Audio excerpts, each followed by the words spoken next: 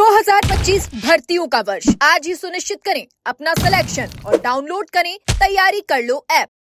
नमस्कार, एजुकेशन नगरी की खास पेशकश एजुकेशन बुलेटिन में आपका स्वागत है। मैं हूं ललित वर्मा। चलिए रुक करते हैं शिक्षा जगत से जुड़ी बड़ी खबरों की ओर। एसआई भर्ती के भाग्य के फैसले की उल्टी गिनती शुरू हो चुकी है। सोमवार 7 जुलाई को हाईकोर्ट में होने वाली सुनवाई पर इस समय पूरे प्रदेश की नजरें टिकी हुई है।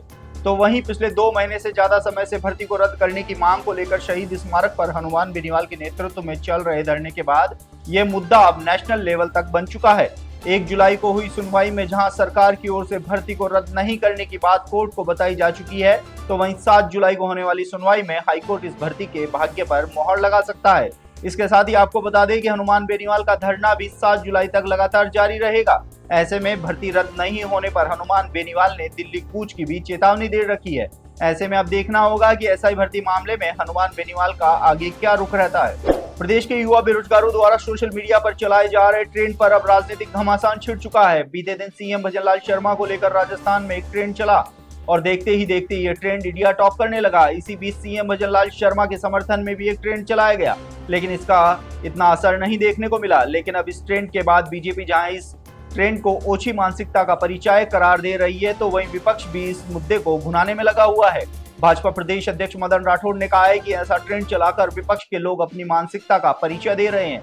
वहीं पीसीसी चीफ गोविंद सिंह डोटासरा और नेता प्रतिपक्ष टीकाराम जूली ने इस ट्रेंड को राजस्थान में सरकार के खिलाफ आक्रोश की शुरुआत बता दिया है। ऐसे में सोशल मीडिया पर चल रहे ट्रेंड इस समय सबसे ज्यादा चर्चाओं में है। रीट अध्यापक पात्रता परीक्षा का परिणाम आने के बाद से ही प्रदेश के करीब 8 लाख युवा बेरोजगार शिक्षक भर्ती का इंतजार कर रहे हैं। तो वहीं इसी बीच तृतीय श्रेणी शिक्षक भर्ती में 20,000 पदों पर भर्ती की सुगबुगाहट शुरू हो चुकी है। पिछले कुछ दिनों से लगातार 20,000 पदों पर भर्ती होने की चर्चाओं के बीच प्रदेश के युवाओं बेरोजगारों में आक्रोश बढ़ता नजर आ रहा है। पहले जहां फर्स्ट ग्रेड और सेकंड ग्रेड में सबसे कम पदों पर भर्ती प्रक्रिया चलने के बीच तृतीय श्रेणी शिक्षक भर्ती में भी इतने कम पदों पर भर्ती होने के चलते युवा फिर से लामबंद होने लगे हैं। युवा बेरोजगार नेताओं का कहना है कि सरकार की ओर से युवाओं के साथ मजाक किया जा रहा है।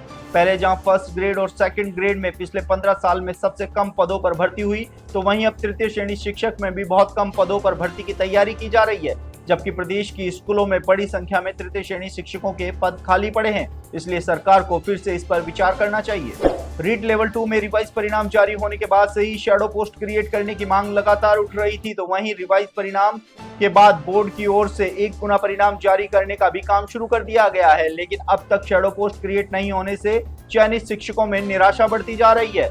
गौरतलब है कि रिवाइज परिणाम जारी होने के बाद इसका सीधा असर 1260 चयनित शिक्षकों पर हुआ और उनके नौकरी से बाहर होने का खतरा मंडराने लगा, जिसके बाद इन चयनित शिक्षकों द्वारा लगातार सरकार से शैडो पोस्ट क्रिएट करते हुए राहत देने की मांग उठाई जा रही है।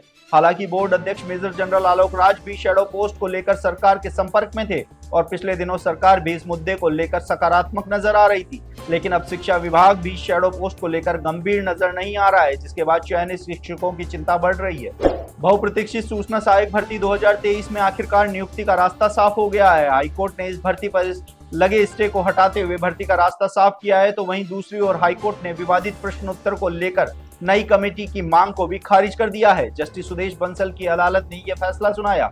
अदालत ने फैसला सुनाते हुए स्पष्ट किया है कि अदालत विशेषज्ञ की तरह प्रश्नों के उत्तरों की समीक्षा नहीं कर सकती है। ऐसे मामलों में न्यायिक हस्तक्षेप की सीमा अत्यंत सीमित हो रहती है। गौरतलब है कि सितंबर 2024 में कोर्ट ने सूचना सहायक भर्ती प्रक्रिया पर अस्थायी प्रतिबंध लगा दिया था। इस वजह से 3,415 पदों पर की जाने वाली नियुक्तियां अस्थायी रूप से रोक दी गई थी, जिससे हजारों युवाओं का भविष्य अधर में लटक गया था। हाईकोर्ट के फैसले के बाद अब जल्द से जल्द नियुक्ति मिलने की संभावना बढ़ गई है। तो ये थी शिक्षा जगत से जुड़ी तमाम बड़ी खबरें। कल फिर से आपके साथ रूबरू होंगे, तब तक के लिए नमस्कार।